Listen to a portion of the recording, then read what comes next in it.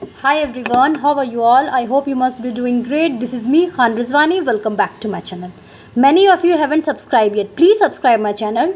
Student, आज हम discuss करेंगे हमारा class 10th chemistry second chapter acid basis and salt में एक टॉपिक का नाम है chemical reaction of acid. Okay, इस केमिकल रिएक्शन ऑफ एसिड में आज हम डिस्कस करेंगे एसिड का रिएक्शन मेटल के साथ कैसा होता है, और एसिड का रिएक्शन बेस के साथ, मेटल ऑक्साइड के साथ, या मेटल कार्बोनेट बोल दो या मेटल हाइड्रो ऑक्साइड बोल दो, इन सारे की वीडियो मैंने अपलोड कर दी है। आप प्लेलिस्ट में जाकर एक्सेस कर सकते हैं, मैंने इंडिविजुअली अपलोड की है। ओके, तो आज हम डिस्कस करेंगे एसिड का रिएक्शन मेटल के साथ कैसा होता है। तो देखो स्टूडेंट, ये टॉपिक जो है एसिड का रिएक्शन मेटल के साथ, ये आपको थर्ड चैप्टर में भी मेटल्स और नॉन मेटल्स में पढ़ने को मिलेगा। तो चलिए आज देखते हैं। मेटल जब एसिड से रिएक्ट होता है स्टूडेंट, तो सॉल्ट और हाइड्रोजन गैस का फॉर्मेशन होता है। एसिड में मैंने अंडर ब्रैकेट में डाइल्यूट लिखा है, क्योंकि एसिड का अर्हीनिया साइंटिस्ट ने तो बोला था कि एसिड को पानी में डालोगे तो, और अगर वो खुद में से H+ आयन रिलीज कर दे, मतलब खुद में से H+ आयन अलग कर दे, तो हम कहते हैं वो सब्सटेंस एसिड है ना। तो आप अगर पानी में डालोगे ही नहीं तो H+ आयन रिलीज करेगा ही नहीं, क्योंकि अर्हीनिया साइंटिस्ट का थ्योरी तो सिर्फ वाटर तक लिमिट था ना, क्योंकि उन्होंने सिर्फ वाटर तक बात की थी कि एसिड को पानी में डालोगे और वो H+ आयन खुद से रिलीज कर दे। इसीलिए हम एसिड को जितने डाइल्यूट फॉर्म में रखेंगे उतना आसानी से एसिड खुद में से H+ आयन रिलीज करेगा। देखो स्टूडेंट, जैसे हाइड्रोक्लोरिक एसिड है, इसको आप पानी में डाल दो तो पानी में जाते के साथ ये हाइड्रोक्लोरिक एसिड क्या करेगा, खुद में से H+ आयन अलग हो जाएगा और Cl- अलग हो जाएगा। और इसी प्रॉपर्टी को अर्हीनिया साइंटिस्ट ने बोला था कि ये एसिड है। वैसे ही आप क्लास 11th में पढ़ोगे डिटेल में कि एसिड के बारे में जो अर्हीनिया साइंटिस्ट ने बोला था, इनका कुछ ड्रॉबैक्स भी है। ड्रॉबैक्स ये था स्टूडेंट कि अर्हीनिया साइंटिस्ट ने बोला था, इनकी जो थ्योरी थी वो सिर्फ वाटर तक लिमिट थी, कोई अदर सॉल्वेंट में इनकी थ्योरी वर्क नहीं करती थी, जैसे बेंजीन सोल्यूशन में। अब ये बेंजीन सोल्यूशन क्या होता है, सब 11th में आप डिस्कस करोगे। ठीक है, 2-3 साइंटिस्ट और हैं, उन्होंने भी अलग अलग वे में एसिड को डिफाइन की है। तो फिलहाल आपको 10th में सिर्फ अर्हीनिया साइंटिस्ट की थ्योरी पढ़नी पड़ेगी एसिड को लेके। तो देखो स्टूडेंट, एसिड आप ले लो, जिंक मैंने ले लिया, सॉरी मेटल आप ले लो, जिंक मैंने ले लिया। जिंक को हाइड्रोक्लोरिक एसिड में डाल दो। ठीक है, तो हमने क्या देखा कि जिंक क्लोराइड का फॉर्मेशन हुआ और हाइड्रोजन गैस लिबरेट हुआ। तो देखो स्टूडेंट, मैं आपको बताऊंगी भी कि जब मेटल और एसिड रिएक्ट होते हैं तो सॉल्ट होता है, और जो गैस प्रोड्यूस होता है उसे पहचानेंगे कैसे कि वो गैस हाइड्रोजन गैस ही है। तो इसका टेस्ट ऑफ गैस है, मैं आपको बताऊंगी इस वीडियो में, बस वीडियो में बने रहें। तो देखो स्टूडेंट, इसमें आप देखो जिंक क्या किया, Cl के साथ लगा ना, तभी तो जिंक क्लोराइड का फॉर्मेशन हुआ है ना। और H को लात मार के जिंक ने हटा दिया है ना, जिंक क्लोराइड बन गया। और मैंने आपको बताया स्टूडेंट, सॉल्ट को हम पहचान कैसे सकते हैं, क्योंकि लास्ट में IDE हो या ATE हो, ये मैं अपने 3-4 वीडियो में डिस्कस कर चुकी हूँ, और सॉल्ट चैप्टर में भी डिस्कस कर चुकी हूँ। वीडियो अपलोड कर दिया है मैंने सॉल्ट का, प्लेलिस्ट में जाकर एक्सेस कर सकते हो acid basis and salt chapter में। ओके, तो देख लो, यहाँ भी देख लो, ये रीज़न बताऊँगी मैं। जिंक ने क्यों H को डिस्प्लेस कर दिया और खुद Cl के साथ लग गया, तो ये डिस्प्लेसमेंट रिएक्शन भी हो गया। ऑफ कोर्स रिएक्शन, एसिड और मेटल का रिएक्शन एक डिस्प्लेसमेंट रिएक्शन का एग्जांपल है। सेकंड में देखो, जिंक ने सल्फ्यूरिक एसिड के साथ रिएक्ट किया तो जिंक सल्फेट बन गया और हाइड्रोजन गैस निकल गया। इसमें अगेन जिंक ने क्या किया, हाइड्रोजन को इसमें से, इसके कंपाउंड में से हटा दिया और खुद SO4 के साथ लग गया, जिंक सल्फेट बन गया है ना। सोडियम में देखो स्टूडेंट, सोडियम जब सल्फ्यूरिक एसिड के साथ रिएक्ट होता है तो सोडियम जिंकेट बन गया। देखो सोडियम ने क्या किया, तो स्टूडेंट ये मैंने मिस्टेक से जिंकेट लिख दिया था, आप करेक्ट कर लो। ये देखो सोडियम जब रिएक्ट हुआ H2SO4 के साथ, मतलब सल्फ्यूरिक एसिड के साथ, तो ये खुद को कन्वर्ट कर दिया सोडियम सल्फेट में, क्योंकि क्या किया, सोडियम ने हाइड्रोजन को लात मार के निकाल दिया और खुद सल्फेट के साथ लग गया, तो सोडियम सल्फेट। और ATE लगा मतलब सॉल्ट है, हाइड्रोजन गैस हो गया। तो क्या स्टूडेंट सारे मेटल एसिड के साथ रिएक्ट करेंगे? अगर करेंगे तो वो मेटल कौन है, और अगर नहीं करेंगे तो वो मेटल क्यों नहीं करेंगे, और ऐसा क्यों हो रहा है कि सारे मेटल्स आकर के हाइड्रोजन को डिस्प्लेस कर दे रहे हैं, इनको लात मार करके हटा दे रहे हैं? ये सब वीडियो में डिस्कस होगा, बस डिस्कस वीडियो में बने रहे। और ये $1 मिलियन टिप्स बोल लो, ट्रिक बोलो, आप कंसेप्ट बोल लो, ये 12th तक आपको काम देगी केमिस्ट्री में, और 10th में तो देगी ही स्टूडेंट, क्योंकि मोस्ट ऑफ द रिएक्शन में यही फंडा लगने वाला है। तो देखो student, metals are those who donate electrons. Metals तो वो होते हैं जो इलेक्ट्रॉन को डोनेट करते हैं। आप 3rd चैप्टर में इसके बारे में स्टडी करोगे, वैसे मैंने वीडियो अपलोड कर दिया प्लेलिस्ट में, मेटल्स एंड नॉन मेटल्स में, मेटल्स और नॉन मेटल्स के डिफरेंसेस में, उसमें जाकर एक्सेस कर सकते हो। ये जिंक क्या स्टूडेंट? मेटल है, और मेटल की तो खासियत ही है कि वो खुद इलेक्ट्रॉन दूसरे को डोनेट करता है, क्योंकि वो मेटल खुद को स्टेबल करना चाहता है।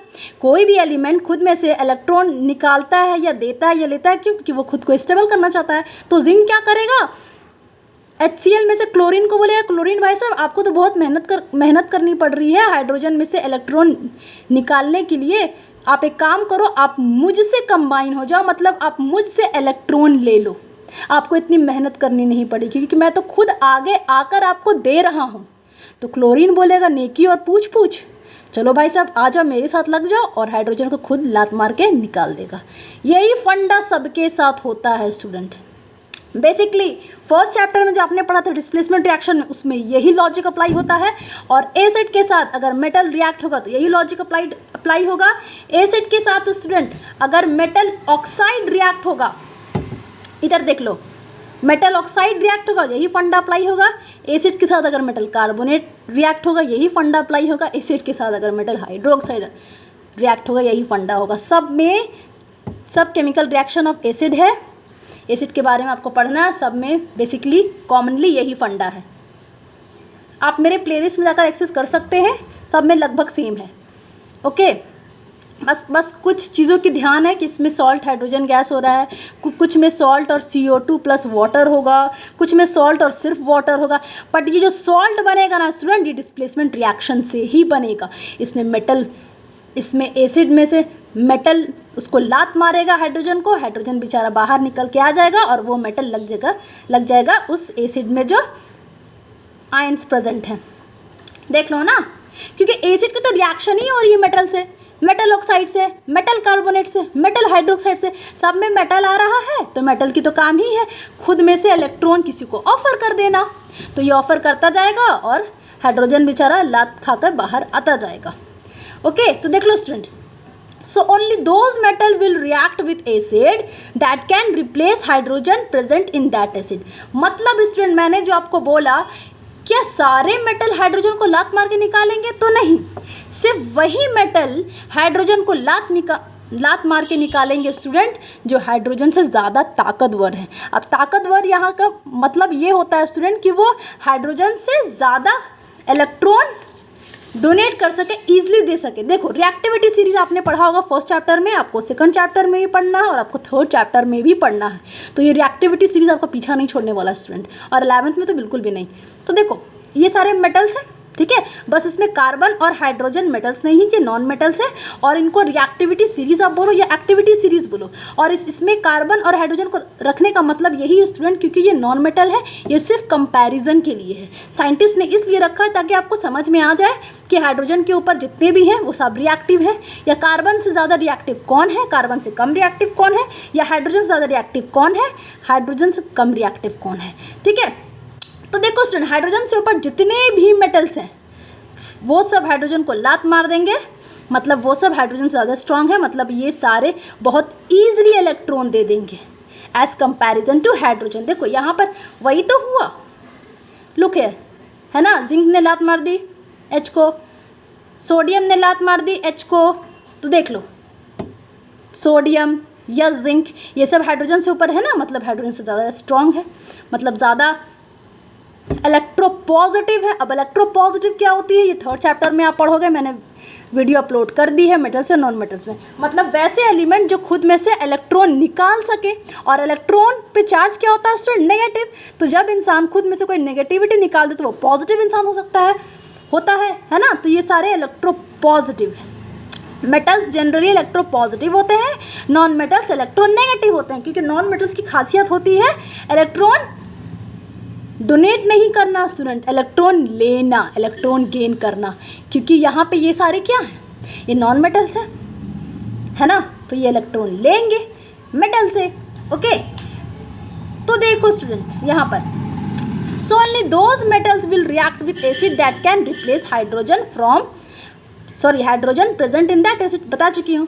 Metals above the hydrogen element in reactivity series can react with acid as they are more reactive than hydrogen, which means they can easily donate electrons। मतलब हमें ये समझ में आता है स्टूडेंट कि हाइड्रोजन से जितने ऊपर एलिमेंट है ना, सिर्फ यही एसिड के साथ रिएक्ट कर सकते हैं, और हाइड्रोजन के नीचे जो एलिमेंट है ना, कॉपर हो गए, आपको सिल्वर हो गए, गोल्ड हो गए, प्लैटिनम हो गए, ये एसिड से उतना रिएक्ट नहीं करेंगे, इसलिए मैंने लिखा do not react with acid. और हाइड्रोजन से ऊपर जितने भी हैं all of this element react with acid. Okay, तो देखो स्टूडेंट ऐसा क्यों, हाँ क्यों का रीज़न मैं आपको बता चुकी हूँ, क्योंकि ये इलेक्ट्रॉन खुद में से देंगे ही नहीं, तो जब इलेक्ट्रॉन का ट्रांसफ़र होगा ही नहीं स्टूडेंट, जब आप इलेक्ट्रॉन खुद में से निकालोगे ही नहीं, किसी से इलेक्ट्रॉन लोगे ही नहीं, या खुद का इलेक्ट्रॉन शेयर ही नहीं करोगे, तो केमिकल रिएक्शन होगी ही नहीं, है ना। फर्स्ट चैप्टर में आप पढ़ चुके हो, और बहुत जल्द मैं ये वीडियो अपलोड करने वाली हूँ, केमिकल रिएक्शन कहते किसको हैं और ये होता क्यों है और ये कब कब होता है, ठीक है। तो देखो student, copper, silver, gold, platinum will not react with acid, क्योंकि ये हाइड्रोजन से नीचे हैं, ये खुद में से इलेक्ट्रॉन इतना इजीली देते नहीं हैं, ठीक है। तो क्या ये किसी एसिड से रिएक्ट नहीं करेंगे? तो स्टूडेंट आप थर्ड चैप्टर में पढ़ोगे एसिड बेसिस मेटल्स और नॉन मेटल्स में, इसमें एक एसिड का कॉम्बिनेशन जिसे हम कहते हैं एक्वा रिजिया, ये एक्वा रिजिया डिजॉल्व करेगा ये सारे मेटल्स को खुद में। ये मैंने वीडियो अपलोड कर दी है मेटल्स और नॉन मेटल्स में, आप प्लेलिस्ट में जाकर एक्सेस कर सकते हो। एक्वा रिजिया को हम रॉयल वाटर भी कहते हैं, शाही पानी। ये आपको थर्ड चैप्टर में डिटेल में पढ़ना है। ये basically student nitro hydrochloric acid होता है, इसमें हाइड्रोक्लोरिक एसिड और एक और एसिड का कॉम्बिनेशन है 3:1 रेशो में। सारी बातें मैं इस वीडियो में डिस्कस नहीं करूंगी, आप एक्वा रिजिया प्लेलिस्ट में जाकर एक्सेस कर सकते हो मेटल्स और नॉन मेटल्स में। ओके, तो सिर्फ एक्वा रिजिया में स्टूडेंट डिसॉल्व होंगे ये सारे मेटल्स। ओके, तो स्टूडेंट हमने देखा कि एसिड जब मेटल से रिएक्ट होता है ना, तो सॉल्ट और हाइड्रोजन का फॉर्मेशन होता है, सॉल्ट एंड हाइड्रोजन गैस का फॉर्मेशन होता है। तो इसलिए स्टूडेंट एसिडिक सब्सटेंस जैसे कि आप दही बोल दें, या कुछ खट्टा फूड जैसे कि विनेगर होता है, या इमली का पानी, टैमरिंड वाटर या टैमरिंड जूस बोल दो, या लेमन जूस बोल दो, ये सब क्या है, ये सब में एसिड प्रेजेंट है ना। लेमन जूस में सिट्रिक एसिड प्रेजेंट है ना। ऑरेंज जूस हो गए, तो ये सारी सब्सटेंस जो एसिडिक सब्सटेंस है, या जो एसिडिक फ्रूट हैं, या जो एसिडिक फूड स्टफ है, वो हमें अवॉइड करना चाहिए कि हम उस सब्सटेंस को मेटल में ना रखें, क्योंकि एसिड मेटल से रिएक्ट होगा और सॉल्ट और हाइड्रोजन गैस बना देगा, जो कि एक डिडली कॉम्बिनेशन हो सकता है हमारी बॉडी के लिए, और फूड पॉइजन इससे कॉज हो सकता है। जैसे कॉपर के बर्तन में आप नहीं रख सकते हो कोई भी एसिडिक सब्सटेंस, जैसे आप अगर नींबू गार रहे हो तो कॉपर के बर्तन में प्लीज़ ना गारें। अगर ब्रास का बर्तन है, मतलब कोई भी मेटल का बर्तन है, उसमें एसिडिक सब्सटेंस को मिक्स अप ना करें। देखो, because this substance contain acid, बता चुकी हूँ, acid react with metal of the vessels to form poisonous metal compound that cause food poisoning and damage our health. तो इतने जितने भी सारे अर्हीनियन साइंटिस्ट ने एसिड के बारे में डिफाइन किया था, फिर इनके एप्लीकेशंस हमें पढ़नी है, केमिकल प्रॉपर्टीज़ एसिड के बारे में पढ़ना है। तो इन्होंने सारा बात बताई थी कि एसिड रिएक्ट होता है मेटल से कैसे, और इनकी यूजेस कैसे होती हैं। मैं आपको बता चुकी हूँ अभी इस वीडियो में कि जब एसिड मेटल से रिएक्ट करेगा तो सॉल्ट और हाइड्रोजन गैस बनेगा। तो इस रिएक्शन से हमें ये समझ में आता है स्टूडेंट कि एसिडिक सब्सटेंस को किसी भी मेटालिक सब्सटेंस में नहीं रखना चाहिए, ठीक है। स्टूडेंट, हम जब भी केमिस्ट्री पढ़ते हैं तो सिर्फ रिएक्शन की बात नहीं होती, ये हमारे डे टू डे लाइफ में ऐसा होता है, और इन्हीं रिएक्शंस के हेल्प में हम अपने डे टू डे लाइफ में बहुत सारी चीज़ें समझते हैं। जैसे आज हमने समझा ना कि एसिडिक सब्सटेंस को मेटल के कोई बर्तन में या पतीले में या फिर कोई मेटेलिक सब्सटेंस में डालना नहीं चाहिए, क्योंकि ये फूड पॉइजन कॉज कर सकता है, क्योंकि ये सॉल्ट और हाइड्रोजन गैस बना देगा, जो हमारे बॉडी के लिए डेडली कॉम्बिनेशन हो सकता है। ओके, तो स्टूडेंट देख लो, इस रिएक्शन में जो गैस का फॉर्मेशन होगा, तो हमें कैसे पता चलेगा कि वो गैस हाइड्रोजन गैस है। तो देखो स्टूडेंट, हाइड्रोजन गैस का एक खासियत है कि वो hydrogen gas ignites in air, वो हवा में ना जल जाता है। इग्नाइट का मतलब ही होता है जलना। ओके, तो देखो, तो हमने क्या किया स्टूडेंट कि वो जो रिएक्शन थी ना मेटल एसिड से जो सॉल्ट और हाइड्रोजन गैस मिला था, तो इस टेस्ट ट्यूब में हमने हाइड्रोजन गैस को कलेक्ट कर लिया। देखो यहाँ पर गैस है, विच गैस है? हाइड्रोजन। मैं यहाँ पर ब्रैकेट में लिख दे रही हूँ H, टेस्ट ट्यूब में। और हमने एक मैच स्टिक ला दिया, क्योंकि हमने क्या पढ़ा है, हाइड्रोजन गैस हवा में इग्नाइट करता है, तो मैच स्टिक से हमने इसे जला दिया। तो जो जलाने के बाद ये गैस में स्टूडेंट एक साउंड निकलता है, पॉप साउंड, लाइक दिस, एकदम पॉप साउंड निकलेगा। और ये पॉप साउंड ही बताता है कि भाई साहब जो गैस उसमें निकल रहा है ना रिएक्शन में, वो हाइड्रोजन गैस है। देखो, if hydrogen gas is present in test tube, अगर उस रिएक्शन में जो गैस हमने कलेक्ट किया है और इसमें हाइड्रोजन ही गैस है, तो आप एक लाइटेड स्प्लिंट लो, ये मैच स्टिक लो, ये लाइटर लो, इसके टेस्ट ट्यूब के माउथ पर रखकर अब इसे जलाओ, इग्नाइट करो, और अगर ये पॉप साउंड रिलीज कर दिया, आप समझ लेना कि वो हाइड्रोजन गैस है, क्योंकि this pop sound indicates the presence of hydrogen gas. जैसे स्टूडेंट कार्बन डाइऑक्साइड जो गैस लिबरेट हुआ था दूसरे रिएक्शन में, उसमें हमने क्या देखा था कि कार्बन डाइऑक्साइड ना ब्रिक्स की तरह वो लिबरेट होता है। जैसे आपके घर में अगर वाटर टैंक है, अगर उसमें से आप टैप ओपन करते हो तो कभी टंकी में पानी खत्म हो जाती है, तो कैसे साउंड से पानी गिरता है ना, बस ऐसे कुछ कर करके होता है, तो कार्बन डाइऑक्साइड वैसे लिबरेट होता है।